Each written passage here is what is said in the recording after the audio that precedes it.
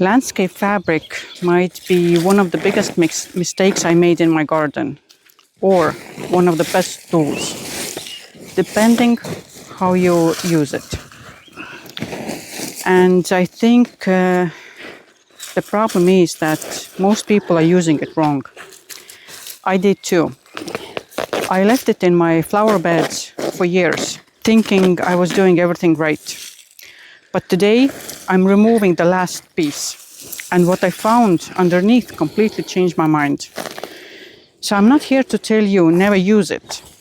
I may even use it myself again, but I will never use it the same way. Let me show you why. If you have ever made a flower bed, removed the grass, covered the soil with landscape fabric, and then added wood chips on top, this video is for you. Because I did exactly that. I wanted fewer weeds, cleaner beds, and in general less maintenance. Something that would work for years. And from the top, it looked like it worked. But today I'm removing the last piece of landscape fabric from my garden, and I want to show you what happened underneath after 3 years. Because what you see on top is not what is happening below. And this matters because plants may look fine while developing a weak root system. When I lifted the fabric, I found roots growing right under the surface, just below the fabric and mulch. And that can be a problem. I had the same problem underneath my conifers, with my hosta roots, and so on.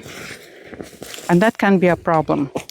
In summer, the surface dries out first. Shallow roots may then suffer faster. In winter, especially in cold garden like mine, roots close to the surface are more exposed to frost. So this is not just about weeds. This is how your plants are actually growing long term, I mean. I'm not saying this based on theory. I'm showing you what's happening in my own garden. These beds were made about 3 years ago. So I did the usual. I removed the top layer, added landscape fabric, and covered it with the wood chips. At first, I was happy, but over time, I started to question what was happening underneath, and not only underneath, like on top of the beds. Well, soil is a living thing. There's microbes, and it's moving constantly. And after a while, this fabric comes on the surface, and you see it everywhere. And it annoyed me. And deep inside, I wasn't kind of happy. I had that feeling that it's not right to have that landscape fabric and leave it for years. So I began removing it bed by bed. And today, this is the last one.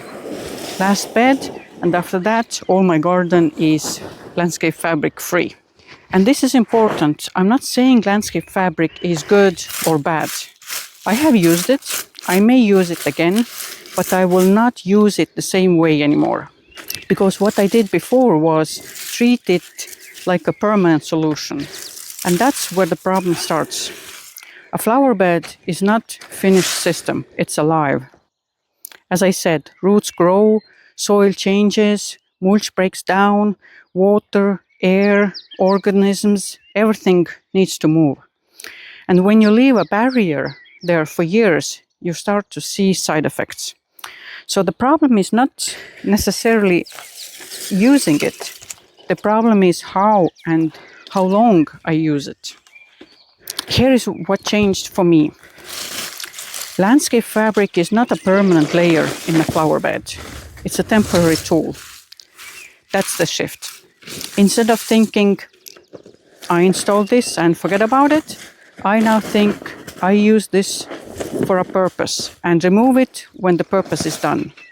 For example, if I want to kill weeds or grass, I may still use it, But once the weeds are gone, I remove it. This is exactly what I did in my soon-to-be outdoor kitchen garden. As I said previously, I'm a lazy gardener.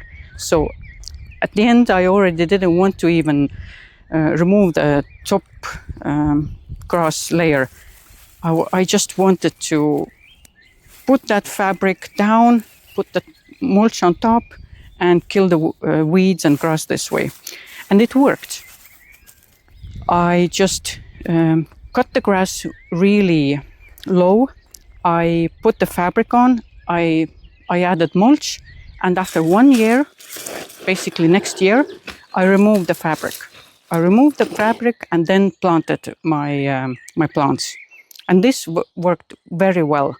I'm telling you, next year I removed it, and there was no weeds, no grasses, nothing. It was clean soil. I was really happy about it. And it was a lot easier to remove that fabric than what I'm doing today. Because once plants are grown and established, it's a huge job and it's a mess. So, as I said, once the weeds are gone, I remove it. Because I want mulch and soil to connect again. I want roots to grow naturally into the ground, not stick around and on the surface of the ground. Here's something simple you can do today. Lift one corner of your landscape fabric, if you have it, of course. Just one. Look underneath. Check. Where are the roots? How does the soil look like?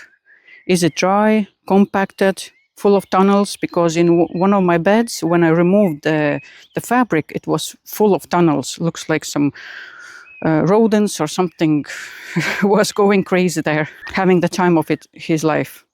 That one check will tell you a lot. And if you decide to remove it, don't panic. Do it gradually, because believe me, I've been using landscape fabric for big flower beds for years, and it took a long time to remove it as well. It's not an easy job. But loosen the soil, add organic matter if needed, and cover with mulch again. Let the bed start functioning naturally again. And believe me, removing landscape fabric is not fun. It's messy, it tears, it gets even stuck in roots. But for me, it's totally worth it. Because now I understand what it does, and that means I can use it more intentionally, or let's say intelligently, not blindly. And as I said, I may still use it again, but only as a short-term solution, not something I leave in place for years. And that gives me control over my garden again. So the main idea is this. Landscape fabric is not the problem. Using it without understanding what it does is the problem, in my opinion. Once you see what happens underneath, you stop using it blindly and you start using it intentionally. So this is my flower bed. This is my last flower bed that had landscape fabric, and now all of it is gone. I have a good feeling inside now that all my flower beds are done. I'm happy and I'm in peace. That's it, guys. I hope you enjoyed it. If you find it useful, subscribe, like it, and see you in the next video. And don't forget, don't only work in your garden, enjoy it as well. See you soon.